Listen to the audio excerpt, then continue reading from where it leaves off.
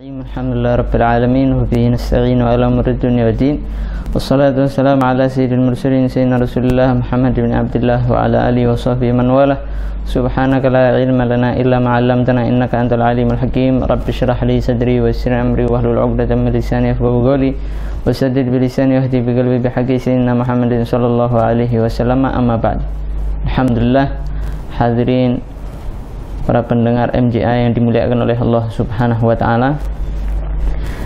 Alhamdulillah Allah Subhanahu wa taala masih memberikan kita satu karunia yang sangat agung, yaitu rahmatnya Allah Subhanahu wa taala dan taufiknya Allah Subhanahu wa taala. Alhamdulillah Al-Faqih di sini insyaallah akan menjelaskan salah satu hadisnya Nabi sallallahu alaihi wasallam yang berkaitan satu hal di mana ini selalu berulang di dalam kehidupan kita sehari-hari, bahkan setiap harinya mungkin kita melakukan hal tersebut sesering mungkin, namun kita tidak mendapatkan hasil daripada perbuatan yang kita lakukan tersebut. Apakah itu? Yaitu tentang bagaimana doa kita yang tidak diijabah oleh Allah Subhanahu wa taala. Kita akan menggali apakah benar bahwasanya Allah Subhanahu wa taala tidak mengijabah doa kita karena Allah Subhanahu wa taala melanggar janjinya, atau justru karena kecacatan di dalam doa kita yang kita panjatkan kepada Allah Subhanahu wa taala.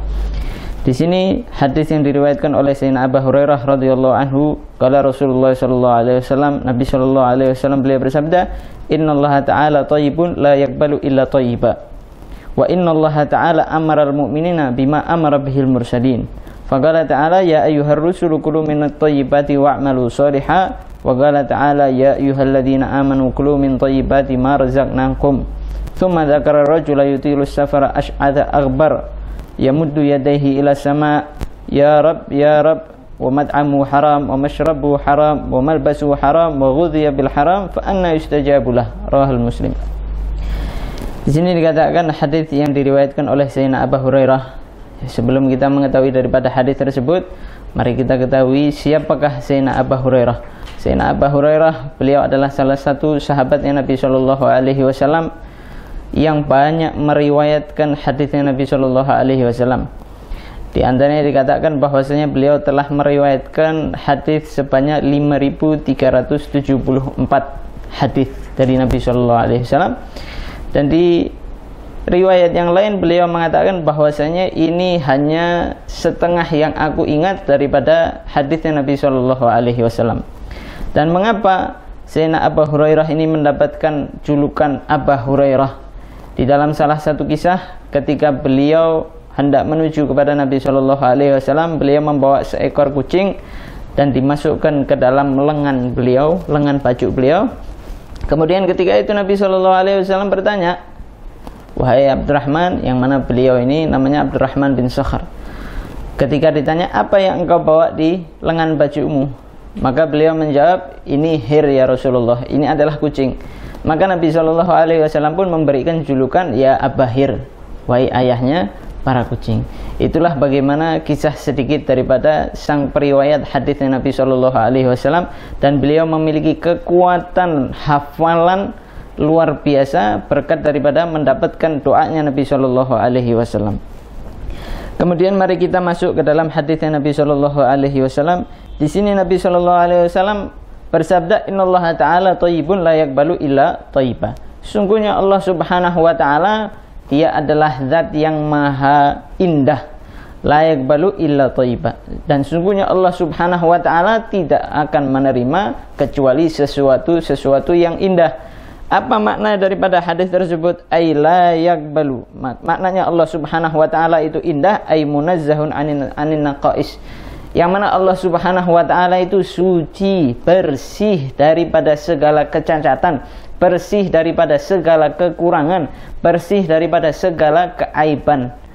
Yang mana sebagian manusia, na'udzubillahi min dzalik, mengatakan bahwasanya Allah Subhanahu wa taala sedang duduk di kursi, atau Allah Subhanahu wa taala berada di atas, atau Allah Subhanahu wa taala berada di singgasananya, dan segala macamnya yang sifatnya itu mengurangkan zatnya Allah Subhanahu wa taala. Mengapa bisa begitu? Karena kalau kita katakan Allah Subhanahu wa taala, Allah itu ada di kursi, berarti kita membatasi Allah Subhanahu wa taala. Dan sifat terbatas itu adalah sifatnya makhluk, bukan sifatnya Al-Khaliq. Begitu juga kalau kita katakan bahwasanya Allah Subhanahu wa taala itu ada di atas, berarti kita juga membatasi Allah Subhanahu wa taala, yang mana itu termasuk daripada sifatnya makhluk dan bukan sifat daripada Khaliq. Nabi SAW ingin menjelaskan hal tersebut sebagaimana beliau mengatakan innallaha thayyibun. Sebagaimana Allah Subhanahu wa taala itu indah, bagus, maka layak balu ila thayyiba, maka Allah Subhanahu wa taala pun tidak menerima kecuali yang baik. Maknanya apa? Layak balu syai'an min aqwalihi, baik maupun itu dari segi perkataan ataupun dari segi perbuatan ataupun dari segi harta kita.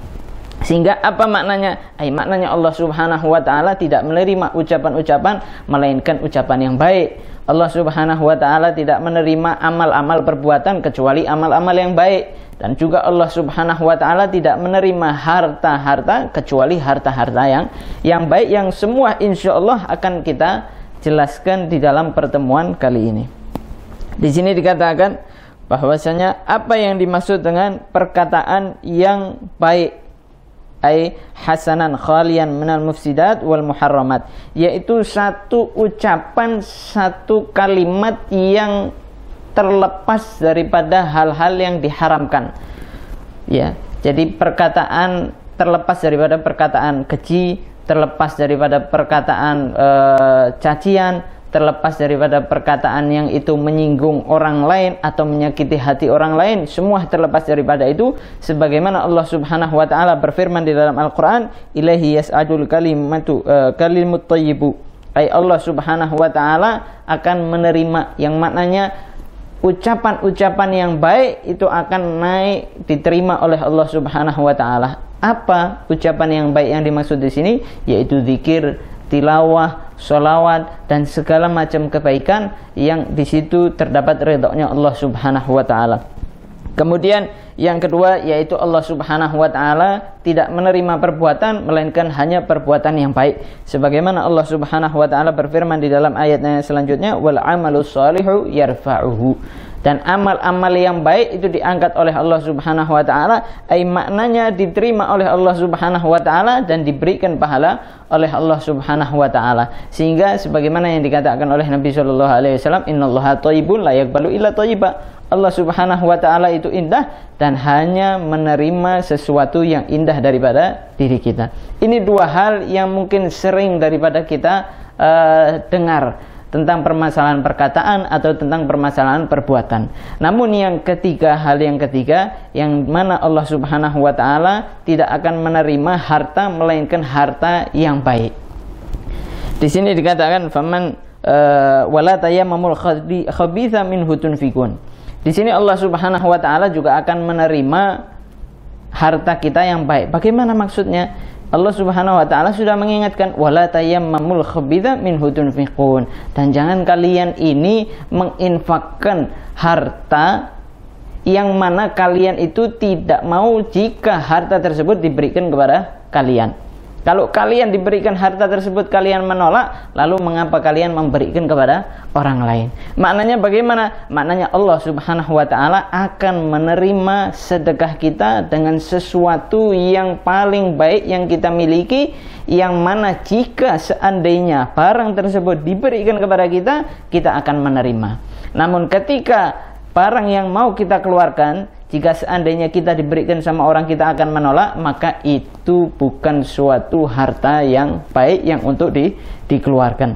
Makanya Allah Subhanahu wa taala berfirman di dalam Al-Qur'an, lan tanalul birra hatta tunfiqu mimma tuhibbun. Kalian tidak akan mencapai suatu kebaikan yang sangat tinggi, maknanya kalian tidak akan mendapatkan pahala yang sempurna sampai kalian menginfakkan, mengeluarkan harta yang paling kalian sukai.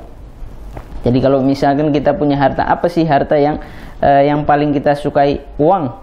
Ya, kalau misalkan uang yang kita sukai, maka sudah seharusnya kita menginfakkan uang. Namun bagaimana kita mendapatkan pahala yang sempurna di dalam mengeluarkan uang tersebut? Ya, sekarang kalau misalkan kita buka dompet yang kita lihat nilai yang kecil atau nilai yang besar, otomatis sering daripada kita, ya kita introspeksi diri kita masing-masing bahwasanya ketika kita buka dompet yang pertama kali kita lihat adalah nilai yang 1.000 yang paling kecil, atau kalau ada 2.000, kalau ada 3.000, ya baru ke 5.000, baru ke 10.000, baru ke 20.000, baru ke 100.000. Kalau semuanya 100.000, maka kita tutup dompet itu, kita tidak jadi untuk bersedekah. Nah, itulah kita bagaimana sering melakukan hal tersebut, padahal kita tidak akan mendapat atau mencapai suatu kebaikan sampai kita mengeluarkan apa yang kita sukai. Diceritakan di dalam salah satu kisah, ada salah seorang soleh yang ketika itu diberikan hadiah sarung oleh pecintanya, kemudian dia pakai untuk melaksanakan sholat id. Ketika sedang melaksanakan sholat id, satu jamaah mengatakan, wahai Habib, sarung engkau ini sangat bagus. Maka apa yang dilakukan oleh seorang soleh tersebut? Beliau kembali ke rumahnya dan memanggil orang tersebut, kemudian sampai di rumahnya dilepas sarungnya tersebut, kemudian dilipat kembali layaknya sarung baru, kemudian diberikan sama kardus-kardusnya juga kepada orang yang tadi mengatakan bahwasanya sarungmu itu bagus. Inilah bagaimana orang-orang yang soleh, orang-orang yang dekat kepada Allah Subhanahu wa Ta'ala, mereka benar-benar mengeluarkan hartanya yang mereka cintai untuk diberikan oleh orang-orang yang sangat membutuhkan. Sebagaimana dikatakan bahwasanya salah seorang sahabatnya Nabi Shallallahu Alaihi Wasallam, Sayyidina Abdullah ibnu Umar, beliau mengatakan bahwasanya saya ini menyukai gula, sehingga saya mengeluarkan gula, mensedekahkan gula. Kenapa? Karena gula adalah sesuatu yang saya sukai.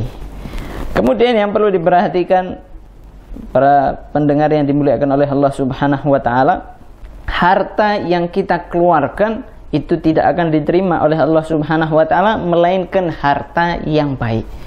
Maknanya yang baik apa? Harta yang halal.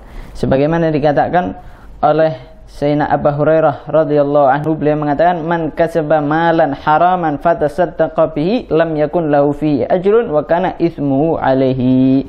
Barang siapa yang dia mengambil atau menghasilkan harta yang haram, kemudian harta tersebut yang dihasilkannya dia sedekahkan, maka yang dia dapatkan adalah bukanlah pahala, namun yang dia dapatkan adalah dosa, karena apa yang dia keluarkan bukan sesuatu yang diinginkan oleh Allah Subhanahu wa Ta'ala. Al-Imam Sufyan Ats-Tsauri, beliau mengatakan, ya banyak di antara kita mengira bahwasanya dengan harta yang haram kita bisa menghapus daripada dosa-dosa kita. Ya, banyak mungkin di antara kita yang bermain dengan yang namanya riba, ya, yang mana itu sudah dijelaskan oleh Allah Subhanahu wa Ta'ala diharamkan. Bahkan haramnya riba ini mulai daripada sejak syariat yang awal sampai syariatnya Nabi Shallallahu Alaihi Wasallam. Namun sangat disayangkan banyak daripada kaum muslimin yang masih berhubungan dengan atau bermain dengan yang namanya riba. Kemudian dia berdalih, dia mengeluarkan harta riba tersebut atau mensedekahkan harta tersebut, atau dia berangkat umroh atau dia berangkat haji menggunakan harta yang haram tersebut. Apa yang dia dapatkan? Apakah pahalanya dihapus oleh Allah Subhanahu wa Ta'ala? Apakah kesalahannya digantikan kebaikan oleh Allah Subhanahu wa Ta'ala? Tidak. Mengapa? Karena yang dia keluarkan adalah satu kecacatan, harta yang cacat, harta yang haram. Sebagaimana Al-Imam Sufyan Ats-Tsauri, beliau mengatakan, man anfaqa minal harami fi ta'atillahi kana kaman tahhara thawb bil baul. Barang siapa yang menginfakkan hartanya di dalam ketaatan kepada Allah Subhanahu wa Ta'ala, harta apa? Harta yang haram. Ya mungkin dia sedekahkan, atau mungkin dia berangkat haji, atau segala hal yang baik-baik di dalam ketaatan kepada Allah Subhanahu wa Ta'ala, itu kaman tahhara atau bilbol. Itu seperti halnya dia mencuci pakaian yang suci dengan kencing. Apakah pakaian yang dicuci dengan kencing dia akan menjadi suci? Tidak. Justru pakaian tersebut akan menjadi najis dan akan semakin kotor. Begitu juga halnya harta yang haram, ketika dia dikeluarkan di jalan firman-Nya Allah Subhanahu wa taala atau di dalam bentuk ketaatan kepada Allah Subhanahu wa taala, bukanlah kebaikan yang dia dapatkan, namun adalah dosa yang dia dapatkan dan dia semakin kotor. Na'udzubillahi min dzalik. Inilah salah satu hal di mana doa kita tidak diijabah oleh Allah Subhanahu wa taala. Sebagaimana di dalam hadis selanjutnya Nabi SAW mengatakan, wa innallaha ta'ala amaral mu'minina bima amara bil mursalin, dan sesungguhnya Allah Subhanahu wa taala telah memerintahkan kepada orang-orang yang beriman sebagaimana Allah Subhanahu wa taala memerintahkan kepada para rasulnya. Apa? Yaitu ya ayyuhar rusulu kulu minat thayyibati wa'malu shaliha. Wahai para rasul, makanlah daripada hal-hal yang thayyib, makanlah daripada hal-hal yang halal, wa'malu sholiha, dan beramallah daripada amal-amal yang baik. Sehingga di sini ada kaitannya. Ketika seseorang dia memakan sesuatu yang halal, maka akan memudahkan dirinya untuk melakukan hal-hal yang soleh atau amal-amal yang soleh. Begitu juga hal sebaliknya, ketika dia mendapatkan atau memakan sesuatu yang haram, maka sulit baginya untuk melakukan amal yang soleh, namun justru dia akan lebih giat melakukan kemaksiatan kepada Allah Subhanahu wa ta'ala. Itu semua hasil daripada perbuatan diri kita masing-masing. Wa qala ta'ala ya ayyuhalladzina amanu kulu min thayyibati ma razaqnakum. Juga di sini Allah Subhanahu wa taala memerintahkan, wahai orang-orang yang beriman, makanlah daripada hal-hal yang baik yang telah kami rezekikan kepada kalian. Lalu apa yang dimaksud dengan yang baik di sini? Yang dimaksud yang baik di sini adalah sesuatu yang baik sesuai dengan syariat, walaupun di situ tidak terdapat kelezatan. Contoh sebagaimana dikatakan bahwasanya daging babi. Daging babi ada yang mengatakan bahwasanya dagingnya itu lezat, namun dia diharamkan oleh Allah Subhanahu wa taala.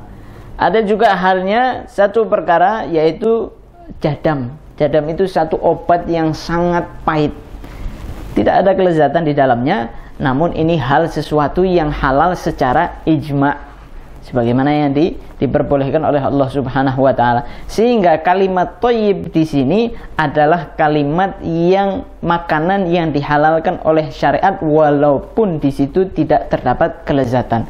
Jadi kelezatan, mau ada kelezatan, mau tidak kelezatan, selama di situ syariat memperbolehkan, maka kita boleh makan. Selama di situ ada kelezatan namun syariat mengharamkannya, maka kita tidak boleh memakan daripada makanan tersebut.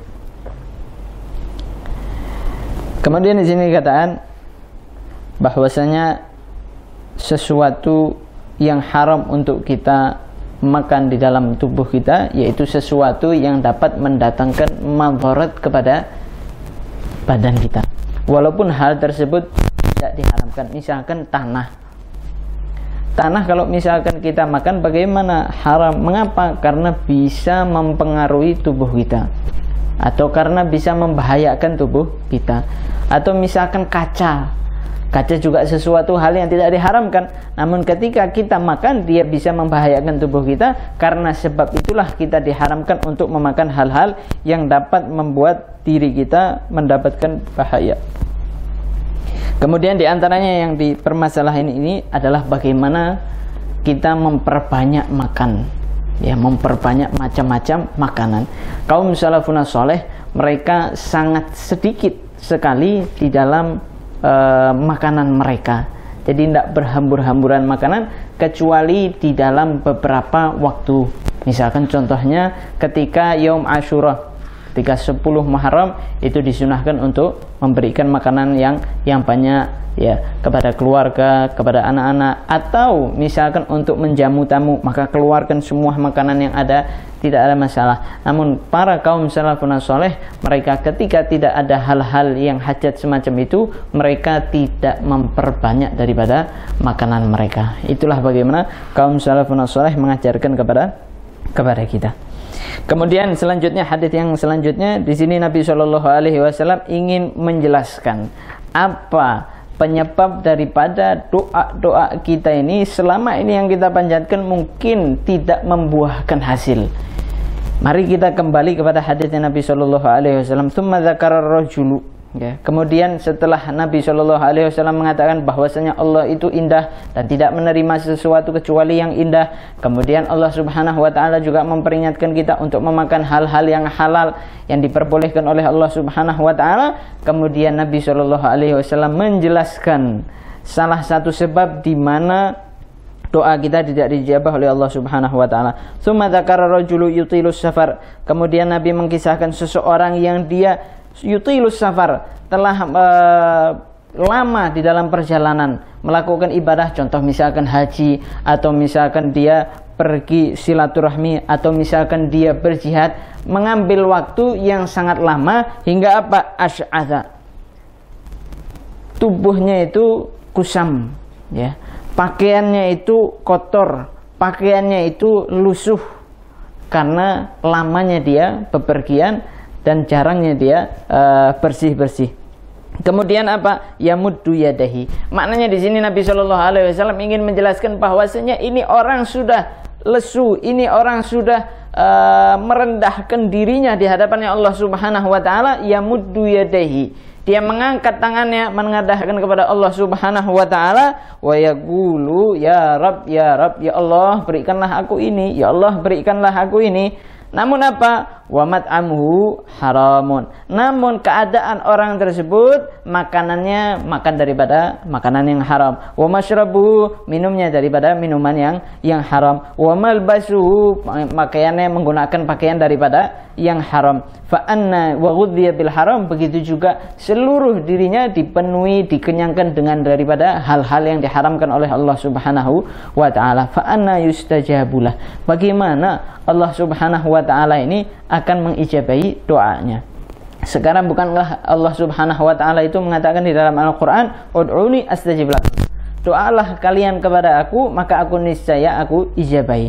Apakah ketika ini di sini Allah Subhanahu wa Ta'ala melanggar janjinya? Tidak.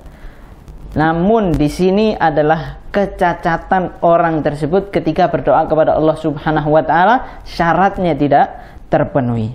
Sebagaimana di dalam salah satu kisah ketika Nabi Allah Musa alaihissalam berjalan melewati seseorang yang dia berdiri bermunajat kepada Allah Subhanahu wa Ta'ala yang luar biasa, sangat lama bermunajat kepada Allah Subhanahu wa Ta'ala, merendah diri kepada Allah Subhanahu wa Ta'ala, dan terus Nabi Allah Musa melihati orang tersebut hingga akhirnya Nabi Allah Musa pun berkata kepada Allah Subhanahu wa Ta'ala, ya Rabb, ya Allah, mengapa engkau ini tidak mengijabahi hambamu ini?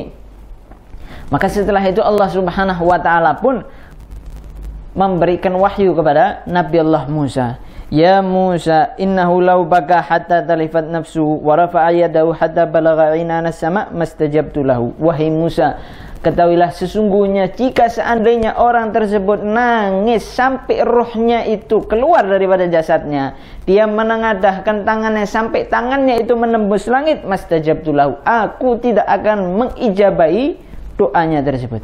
Maka heran Nabi Allah Musa. Kemudian Nabi Allah Musa pun bertanya, walima dzalika ya Allah, mengapa ya Allah? Qala li anna fi batni al-haram wa ala dhahri al-haram wa fi baiti al-haram. Sebab di dalam perutnya terdapat sesuatu yang haram, di dalam punggungnya terdapat sesuatu yang haram, di dalam rumahnya terdapat sesuatu yang haram. Jadi apa yang menyebabkan doa kita tidak dikabul? Apakah Allah melanggar janjinya? Tidak. Namun kita sendiri yang menutup jalan doa kita sampai kepada Allah Subhanahu wa Ta'ala dengan memakan sesuatu yang haram. Di dalam salah satu hadis yang diriwayatkan oleh Sayyidina Sa'ad bin Abi Waqqas radhiyallahu taala anhu, annahu qala, beliau mengatakan, ya Rasulullah, ud'ullaha an yaj'alani mustajabat da'wah. Ya Allah, doakanlah, ya Rasulullah, doakanlah kepada Allah supaya aku ini memiliki doa yang diijabah. Maka apa katanya Nabi? Atib mat'amak takun mustajabat da'wah. Perbaikilah makanmu. Ya, maknanya makan daripada makanan-makanan yang halal yang diridhoi oleh Allah Subhanahu wa Ta'ala, takun mustajabat da'wah. Maka engkau akan menjadi orang yang doanya itu diijabah oleh Allah Subhanahu wa Ta'ala. Walladzi nafsi Muhammadun biyadihi innal abda la yuqdhafu luqmatul haram fi jawfihi ma yataqabbalu minhu arba'ina yauman.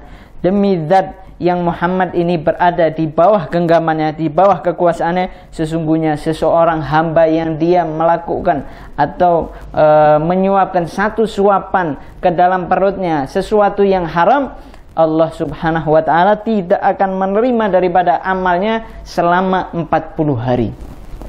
Wa ayyuma abdin nabata lahmuhu min suhdin fannaru aula bih.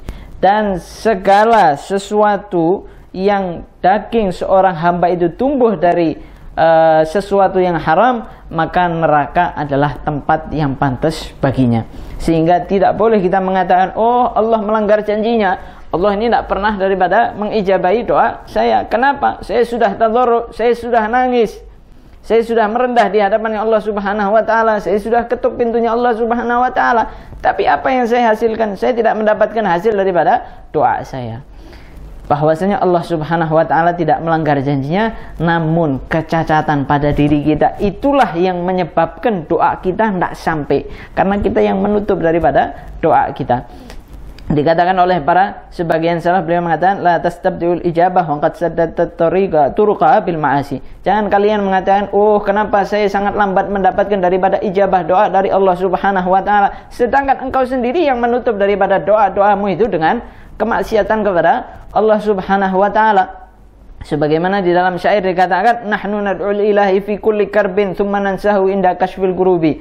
Kami berdoa kepada Allah subhanahu wa ta'ala di setiap kesulitan yang kita alami, thumma nansahu inda kashfil kurubi. Namun setelah itu kita melupakan Allah subhanahu wa ta'ala setelah Allah subhanahu wa ta'ala menghilangkan kesulitan yang kita alami. Kaifa narju istijabatan li du'ain qad sadatna tariqaha bidzunubi. Lalu bagaimana kita mengharapkan ijabah daripada Allah subhanahu wa ta'ala sedangkan kita telah menutup jalannya doa tersebut sampai kepada Allah subhanahu wa ta'ala dengan dosa-dosa yang telah kita lakukan. Na'udzubillahi min dzalik.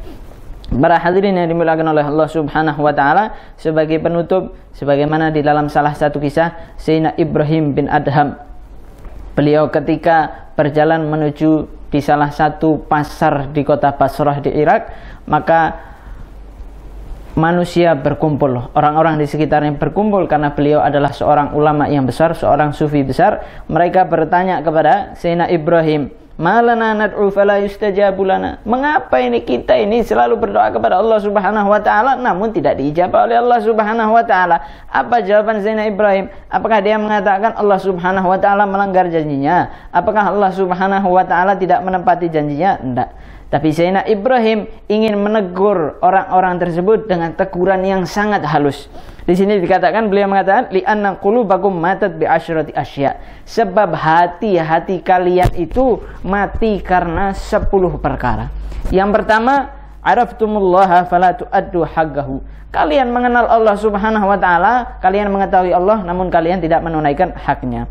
Yang kedua, za'amtum annakum tuhibbuna Rasulullah wa taraktum sunnatah. Kalian mengaku cinta kepada Rasulullah sallallahu alaihi wasallam namun kalian meninggalkan daripada sunnah-sunnahnya. Yang ketiga, qara'tumul Qur'ana falam ta'malu bihi. Kalian membaca Al-Qur'an namun kalian tidak mengamalkan isi daripada yang terkandung di dalam Al-Qur'an. Yang keempat, akaltum ni'amallah wa la tu'addu syukraha. Kalian makan daripada nikmat-nikmatnya Allah Subhanahu wa taala namun kalian tidak bersyukur kepadanya. Yang kelima, qultum innasyaitana aduwwun lakum wa lam tukhalifu. Kalian mengatakan bahwasanya syaitan itu adalah musuh kalian yang nyata namun kalian tidak pernah melanggar daripada ajakannya. Yang keenam, qultum innal jannata haqqun wa lam ta'malu laha. Sesungguhnya kalian mengatakan bahwasanya surga itu benar adanya namun kalian tidak pernah beramal untuk mendapatkannya. Yang ketujuh, qultum innan nara haqqun wa lam tahrabu minha. Sesungguhnya kalian mengatakan bahwasanya neraka itu benar namun kalian tidak lari darinya. Yang kedelapan, qultum innal mauta haqqun wa lam tasta'iddu lahu. Kalian mengatakan bahwasanya kematian itu benar adanya namun kalian tidak ada yang mempersiapkan untuk menghadapi kematian tersebut. Yang kesembilan, intabahtum minan naum fashtaghaltum bi'uyubin nas wa nasitum uyubakum. Yang kesembilan adalah kalian ketika bangun daripada tidur kalian, kalian sibuk dengan aibnya orang lain namun kalian lupa dengan aib-aib diri sendiri. Yang ke-10 yang terakhir, dafantum mautakum walam ta'tabiru biha. Kalian menguburkan orang-orang yang mati di antara kalian, namun kalian tidak pernah mengambil pelajaran daripada kematian tersebut. Ini 10 hal yang membuat hati kita mati, yang menyebabkan doa kita tidak diterima oleh Allah Subhanahu wa taala, sehingga ikhwan yang dimuliakan oleh Allah Subhanahu wa taala, doa yang selama ini mungkin tidak berbuah hasil kepada diri kita, itu adalah kesalahan diri kita. Mungkin selama ini kita sering bermaksiat kepada Allah Subhanahu wa taala dan memakan daripada hal-hal yang haram. Mudah-mudahan Allah Subhanahu wa taala jauhkan kita daripada perkara-perkara yang haram, dan mudah-mudahan Allah Subhanahu wa taala ijabah segala doa-doa kita. Amin amin ya rabbal alamin. Wassallallahu ala sayyidina Muhammadin wa ala alihi wasallam. Alhamdulillah rabbil alamin wal afu minkum.